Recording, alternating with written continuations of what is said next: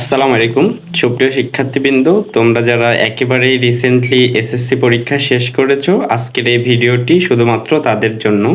এবং ভিডিওটার টপিক হলো যে সামনে যে সময়টা আছে তোমার কাছে ফ্রি সময়, তুমি এই সময়টা কিভাবে সবথেকে ভালোভাবে ইউটিলাইজ করবে। তো আশা করি তোমরা সবাই ভিডিওটি মনোযোগ দিয়ে দেখবে এবং তোমাদের যাদের ছোট ভাই বা আত্মীয় স্বজন এবার এসএসসি পরীক্ষায় অংশগ্রহণ করেছিল, তোমরা তাদেরকে এই ভিডিওর নিচে মেনশন করে দিবে অথবা তাদেরকে ভিডিওটা শেয়ার করে দিবে। তো চলো আমরা কথা না বাড়িয়ে শুরু করি। প্রথম কথা হলো যে তুমি যেটাই করো না কেন, যেভাবেই সময়টা কাটাও না কেন, তোমার মূল লক্ষ্য হওয়া উচিত যে তোমার সামনে যে জীবনটা আসতেছে, তোমার সামনের যে লাইফটা আসতেছে, সেই লাইফের জন্য তোমার রুটিনটা একবারে সুন্দর করে এই সময় গুছিয়ে নেওয়া। তুমি যদি এই সময়টাতে তোমার লাইফস্টাইলকে গোছাতে না পারো, তাহলে কিন্তু তুমি সামনে বিপদে পড়বে। কারণ তুমি এতদিন ছিলা নদীতে, এরপরে তোমাকে মহাসমুদ্রে ঝাঁপ দিতে হবে। এখন তোমার রুটিন যদি ঠিক না থাকে, তাহলে তুমি কিন্তু ডুবে যাবে। তো একেবারে শুরুতে তুমি যেটা আমি তোমাদেরকে বলবো সেটা হলো, এই সময়টা কিন্তু তোমরা খুব বেশি বড় হও নাই, তবে এখন তোমরা যখন কলেজে উঠবে তোমাদের মনের মধ্যে অনেক কিছুই হলো আনাগোনা শুরু হবে। তো এই জিনিসগুলো এড়ানোর জন্য হলেও তোমাদেরকে ফার্স্টে সবার উচিত এই টাইমে যে যেই ধর্মেরই আসো না কেন, তোমাদের ধর্মীয় কিছু জ্ঞান অর্জন করা।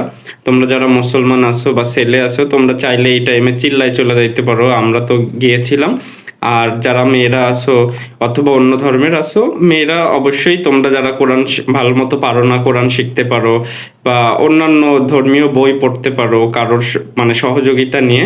আর যারা হলো তোমরা অন্য ধর্মের আছো, তোমরা নিজ নিজ ধর্মের যে ধর্মীয় জ্ঞানগুলো আছে সেইগুলো সবার শুরুতে শিখতে পারো, যেটা তোমাকে সামনের লাইফে চলতে অনেক বেশি হেল্প করবে।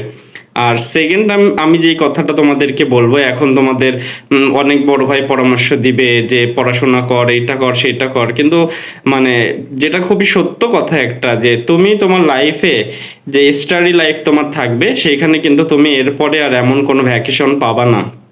সো তোমার এই টাইমে একটু ঘোরাঘুরি করে নেওয়া উচিত। তুমি তোমার রিলেটিভসদের বাসায় বেড়াতে যেতে পারো, বা তোমার কোথাও ট্যুরে যাওয়ার থাকলে ফ্যামিলি সহ তুমি যেতে পারো। আশেপাশে ঘোরার থাকলে এই টাইমে ঘুরে নিতে পারো। তুমি যদি এই সময় ঘুরে না নাও আর পরবর্তীতে যদি তুমি ঘুরতে চাও, তাহলে কিন্তু তুমি বিপদে পড়বে। তাই তুমি যতটা সম্ভব এই সময় একটু নিজের শরীরকে অথবা নিজের মনকে একটু রিফ্রেশ করার চেষ্টা করো, এরপরে তুমি অন্য প্ল্যান করতে পারো। এখন আমি যে শুরুতেই বলছিলাম যে তোমার লাইফ স্টাইলটাকে তোমাকে সাজিয়ে নিতে হবে এই সময়, তো তার জন্য তুমি কি করতে পারো, তোমার স্কিল ডেভেলপমেন্ট নিয়ে তুমি কাজ করতে পারো। স্কিল ডেভেলপমেন্ট নিয়ে হলো কিভাবে কাজ করবে। তো ফার্স্ট অফ অল তুমি এটা করতে পারো, যেহেতু সামনে অনলাইনের যুগ চলে আসছে এখন, তো তুমি কম্পিউটার শিখতে পারো, তারপরে গ্রাফিক্সের কাজ শিখতে পারো, বিভিন্ন জিনিস পাওয়ার পয়েন্টের কাজ শিখতে পারো, যেগুলো তোমাকে আসলেই হেল্প করবে অনেক ক্ষেত্রে। তো তুমি এটা কোনো কোর্সে ভর্তিও শিখতে পারো অথবা ইউটিউবে ফ্রি ক্লাস দেখেও শিখে নিতে পারো। এরপরেও তুমি কোনো ইংলিশ কোর্স করতে পারো, নিজের ইংলিশ বলার দক্ষতাকে একটু বাড়িয়ে নিতে পারো। এর বাইরে তুমি অন্যান্য যে কোনো কোর্সেই তুমি হলো ভর্তি হয়ে শিখতে পারো, যেটা তোমার স্কিল ডেভেলপমেন্টে কাজ করবে। আর স্কিল ডেভেলপমেন্ট যদি তুমি করো, সেটা হয়তো তোমার বাহ্যিক দৃষ্টিতে মনে হইতে পারে আমার এইচএসসি সিলেবাসের তো কিছুই হইলো না, কিন্তু আসলে এটা তোমাকে খুব বেশি হেল্প করবে। আর একটা বিষয় তুমি হলো মাথায় রাখবে, সেটা হলো এই টাইমে অতিরিক্ত ফোন চালিয়ে তোমার সময়কে নষ্ট করবে না। এটা কিন্তু এই অভ্যস্ততা তোমাকে এইচএসসি লাইফে কিন্তু খুব বেশি বাজে ইম্প্যাক্ট ফেলবে তোমার লাইফে। তোমার এই টাইমে হওয়া উচিত তুমি একটা নির্দিষ্ট টাইমে ঘুমানোর চেষ্টা করবে এবং নির্দিষ্ট টাইমে ওঠার চেষ্টা করবে। আর সবচেয়ে বড় যে জিনিসটা তোমরা করতে পারো, যাদের একটু বিএমআই বেশি বা ওয়েটটা বেশি, তোমরা এটা করতে পারো, তোমরা নিয়মিত একটু ব্যায়াম করার চেষ্টা, সেটা জিমে ভর্তি হইতে হবে আমি বলতেছি না, তোমরা নিজের লাইফ বা সুস্থ থাকার জন্য হইলো প্রতিদিন আধা ঘন্টা থেকে 1 ঘন্টা তোমরা শরীর চর্চা করার চেষ্টা করো, এবং সামনে সেটা মানে কন্টিনিউ রাখার চেষ্টা করো, যেটা তোমাকে আসলে সুস্থ লাইফ লিড করতেও হেল্প করবে। সুস্থ থাকলে পড়তেও ভালো লাগবে, সবকিছুই ভালো লাগবে। তো তোমরা এই জিনিসটা খুব মানে আগ্রহের সাথে করতে পারো। আর ঘুমের যে বিষয়টা বললাম, আর একটা বিষয়, যেহেতু ফ্রি টাইম, আমি বলবো না যে তোমরা ফোন চালাও না, ল্যাপটপ দেখো না, অবশ্যই তোমরা করবে, তবে এমনভাবে ইউজ করবে যেটা তোমাকে ও কন্ট্রোল করবে না, তুমি ওকে কন্ট্রোল করবে। তোমার এটা দেখতে ভালো লাগছে, তুমি দেখো, কিন্তু তোমাকে যেন তুমি রিলস দেখতে দেখতে দেখতে দেখতে কখন রাত 3টা 4টা বাজে গেছে যদি এমন হয়, তাহলে কিন্তু তুমি বিপদে পড়ে যাবে। তো আমি যেটা তোমাদেরকে বললাম যে স্কিল ডেভেলপমেন্ট নিয়ে তোমাদের অনেক বেশি কাজ করতে হবে, যে যেভাবে পারো নিজেদের স্কিলকে একটু ডেভেলপ করে নাও।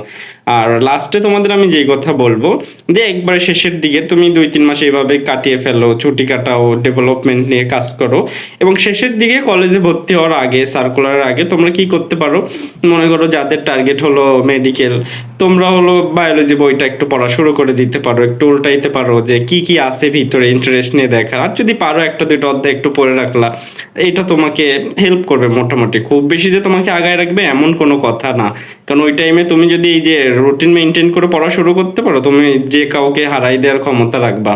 এরপরে যাদের ইঞ্জিনিয়ারিং টার্গেট, তোমরা একটু ম্যাথ বই, ফিজিক্স বই এগুলো উল্টাইলা পাল্টাইলা দেখলা, চাইলে 1-2টা অধ্যায় পড়ে ফেলতে পারো। আর বিশেষ করে সবচেয়ে যেটা শেষ করতে পারো তোমরা, এটা তোমাদের জন্য অনেকের বই পড়ার অভ্যাস, উপন্যাস গল্পর বই পড়ার অভ্যাস, তো তোমরা সেই উদ্দেশ্য নিয়ে হলো তোমাদের বাংলা ফার্স্ট পেপার যে বইটা থাকবে ইন্টারমিডিয়েটে, তো সেইখানে কি কি গদ্য আছে, কি কি পদ্য আছে, তারপরে কোন উপন্যাসটা আছে, কোন নাটকটা আছে, সেটা তোমরা হলো পড়ে ফেলো।